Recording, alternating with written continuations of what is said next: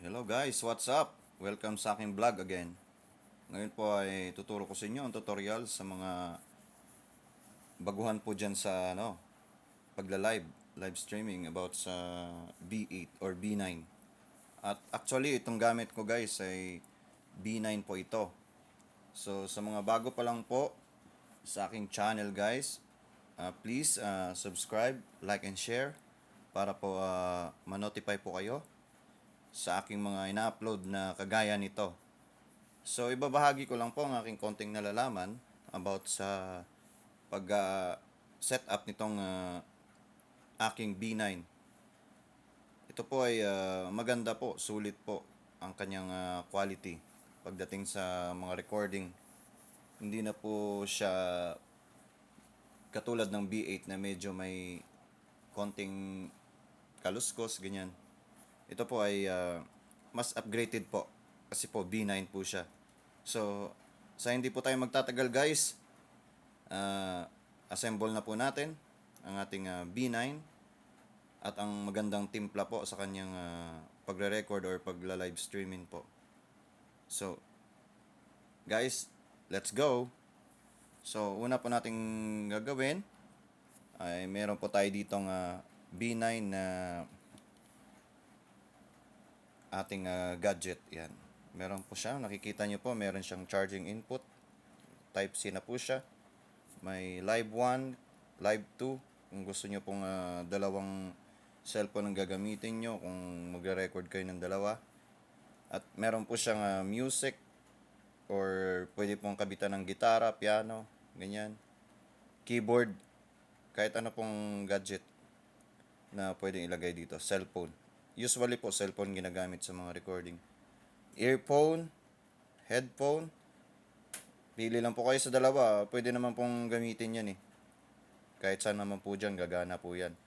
At meron po tayong capacitor, wear 1, capacitor, wear 2. So, sa hindi po nakakaalam dyan, ito pong capacitor 1 at capacitor 2. Ito po ay microphone po para sa ating condenser. Siya po yung input ng ating condenser microphone. So, ang una po natin gagawin guys ay meron po tayo ditong jack na headset po papunta po sa ating female XLR. Ito po ay cord ng microphone. So isasaksak po natin dito sa capacitor 1 or 2. So dito po tayo sa capacitor 1 para po isa lang po ang microphone. Kung gusto niyo naman pong dalawa, pwede po sa capacitor 2 po. Pwede po kayong mag-input. So meron po tayo ditong BM800 kasi po ito lang po pinakamurang mic. So sa susunod na lang po ako bibili ng pinakamagandang microphone. Pero maganda naman po siya, sulit naman po sa pagre-record. So ilalagay po natin dito sa kanyang input. Yan. Sa male. 3 dot po yan. Kailangan po saktong-sakto ang pagkakalagay ng ating XLR. Yan. Kailangan po may konting click po pag pinasok yung ganito po. Yan. Para sure ball po siya. So meron naman po tayo ditong cord ng headset jack po, yung 3.5 mm. Ito po, dalawa po yan. Papunta po dito sa ating live 1. Kung isa po ang live na gagawin, pwede po. Kung pwede naman po dalawa, live 2. Yan, dito po. Yan, live 2. Yan po. Live 2, live 1, live 2. So, kung gagawin nyo pong dalawang cellphone, pwede po dito. So, akin, ang gagawin ko, isa lang po. Kasi, isa lang naman yung cellphone ko. So, at isa pa po dyan, guys, bago ko makalimutan, meron po tayo ditong music input. So, may isa pa po tayo ditong chord na kagaya nun. Gagamitin din natin dito sa music. O kaya, may selection po tayo, guys. Meron po tayong Bluetooth. Kahit hindi na po tayo gumamit nitong wired. So, wireless na po. Ito pong Bluetooth. So, kung sa akin po, para po medyo hindi delay, gagamitan ko na lang po ng cord para mas sureball. Yun. At meron po tayo ditong JBL headset or headphone. Yan. Actually, Bluetooth din po to. Pero pwede po siyang gamiting wire. Maganda rin po to. Quality din po. So, ang kanyang dulo, ilalagay po natin dito sa earphone o kaya headphone. Pwede rin po. Kahit saan po dyan. Para sa akin, sa earphone na lang para separate po yung microphone niya. Yan. So, bubuksan na po natin guys ang ating sound card para po magkaalaman kung ano yung tunog niya talaga. So actually guys, itong ginagamit ko ngayon, hindi pa po siya naka-connection. Itong phone na ginagamit ko sa pagbibideo, ay i-connect po natin itong B9 para po malaman kung ano yung tunog niya. So guys, here we go. Buksan na po natin ang ating sound card. Long press. Yan. Makikita nyo, pagka ganyan po, yan. Open na po siya. So ang gagawin po natin, meron po tayo ditong mic. Ang mic po, yan po ang magtitimpla kung ano yung lakas at kanyang hina or timplada ng kanyang tunog pagdating sa recording. So, ang sa akin po, hanggang dito lang po yan. Ayan, nakikita nyo yung ilaw po. Yan. Isa pa po guys, itong sound card na to, continuously po ang volume nito. Yan. Wala pong katapusan yung volume niyan. Unlike po sa ibang sound card na hanggang dito lang. Ito po, continuously. Pero, dito po makikita yung monitor kung full na po yung kanyang volume. Ito po yung kagandahan dito, guys. Yan. Hindi ka na po pwedeng gumanon-ganon. Yan. Ina-inaan mo ng ganyan. So, yan. Para sa akin, hanggang dito lang po ang aking microphone. Yan. Yan. So, nakikita nyo naman po itong monitor. Ito po ay papunta po sa ating headset. Sa headset po, ito po headset. Para po malaman nyo kung ano yung tunog na nanggagaling dito. Galing sa music, papuntang headset. So, monitor po. Gaya din po yan sa mga sound system kung ano yung monitor na pumapasok doon sa house o kaya sa main sound system. Ganon din po yung pumapasok dito sa headset. Parang ganon din po. Pare-parehas lang po ng setup. Pero ito po maliit lang po. So, gaya din po nitong microphone, continuously din po itong monitor, guys. Continuously. So, nakikita nyo po itong ilaw na to. Lead. Yan po yan. So, full na po siya. Sa akin po, pinupull ko po yan para mas maganda po yung pakikinggan ko. Depende na lang po sa inyo. Yan. So, ito pong next, yung music po. Ito po. Yung nanggagaling po dito, music. Yan. Kung sa akin, nakikita nyo po, yan, sa baba. Nakikita nyo po yung lead. Hanggang dyan lang din po ang music ko. Yan. And next, recording para po yung record na nanggagaling sa ating microphone at sa ating music ay sabay na papasok sa ating recording or sa ating live streaming. Yan po ang kanyang trabaho. Ito pong recording. Kung sa akin po, hanggang dito lang po yan sa kalagitnaan. Pwede naman po i-pull. Nasa sa inyo na po yan. Iba-iba naman po tayo ng diskarte kung saan po tayo titimpla. So, nakikita nyo po ito guys. Itong major, KTB, popular, primal sound, MC, Bluetooth, voice over, internal, play. Yan po yung mga button na isa-select natin para po sa ating boses o kaya kung gusto mo mag-MC, pwede mo pindutin to. Yung para ka lang nasa radyo. KTV, pag kumakanta ka ng videoke, pwede. Major, kung sa akin po, sa major po ako. Kasi po, mas maganda yung labas ng audio niya. Kung sa akin po, guys. So, umpisa na po natin, guys. Pupunta na po tayo sa ating recording. So, isasaksak ko po itong dulo ng cord na ito papunta po sa aking cellphone para po malaman nyo kung ano po yung kanyang tunog. So guys, without further ado, isasaksak na natin. Yan.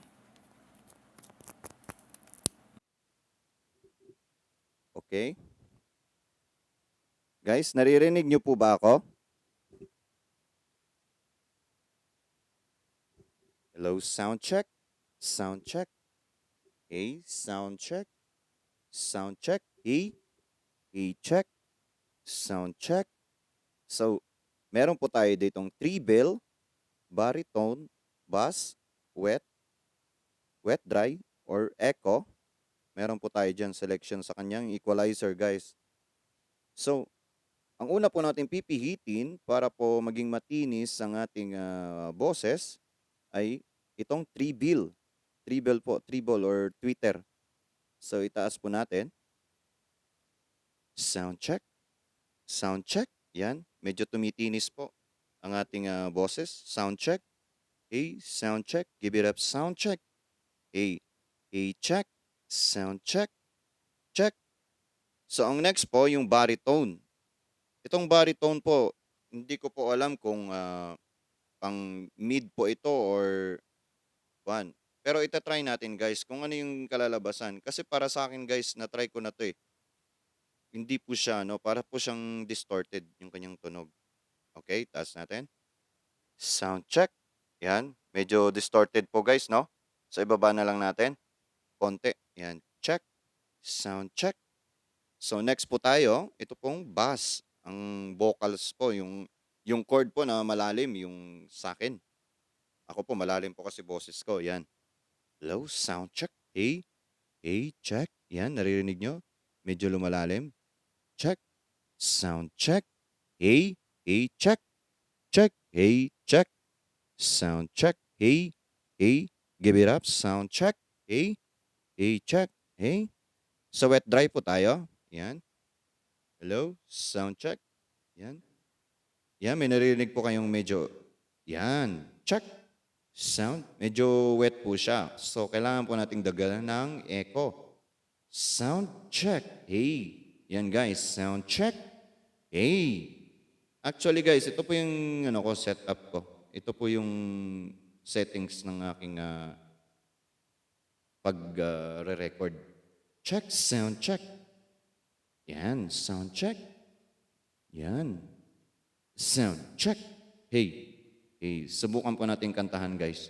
Hindi ko man maamin na ikaw ay mahalaga sa akin. Di ko man maisip sa pagtulog ikaw ang panaginip. Malabo man ang aking pag-iisip, sana'y pakinggan mo ang sigaw nitong damdamin. Ako'y alipin mo kahit hindi batid.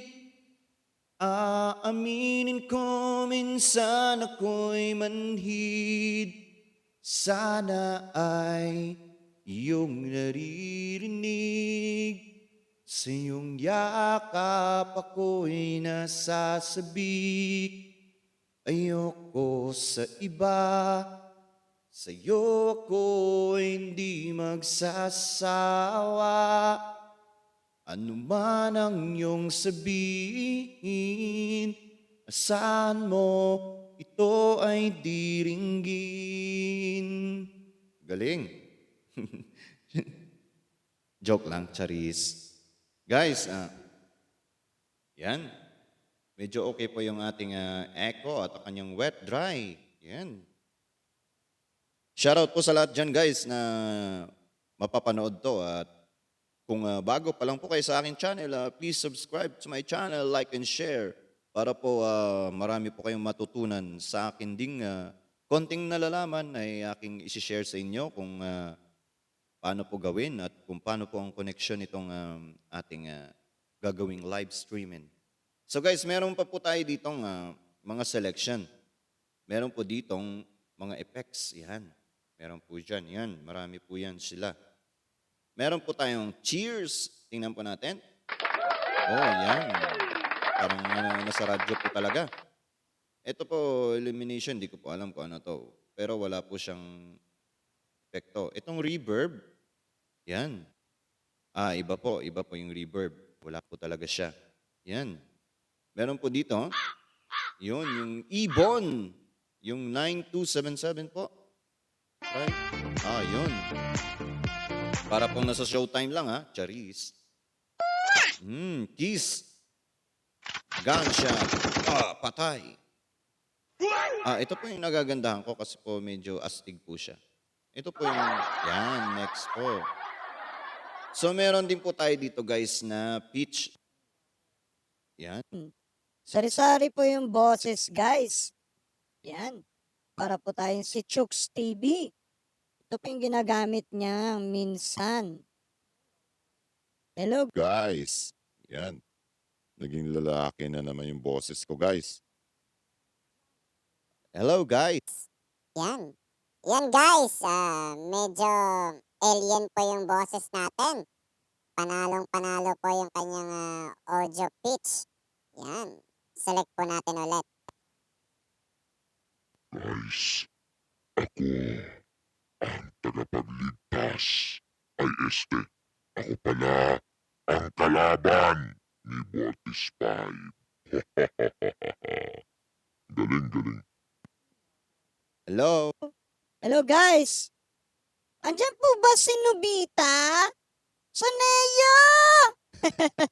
galing. Hey, Sound check. Yo. Hello. Hello? Check. Check.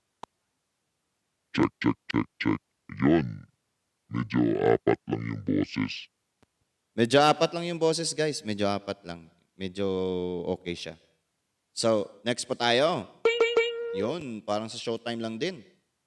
Yan. Yun, giggle. Yung tumatawa sila. Yun, palakpakan ng lahat at tumayo at lumipad. Sinampal.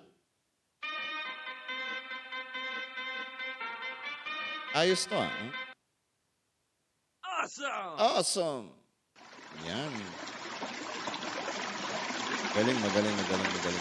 Magaling.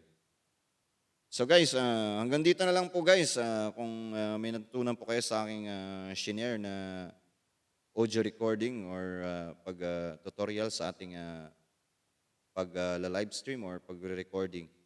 So, sana naman guys, kung napadaan kayo dito, tapusin nyo naman po yung aking video, like and share, para na rin po matutunan ng mga baguhan dyan. At sa mga sanay na po or mga may nalaman na po dito, pwede naman po kayong mag-skip sa aking video. Okay po. Peace. Bye-bye.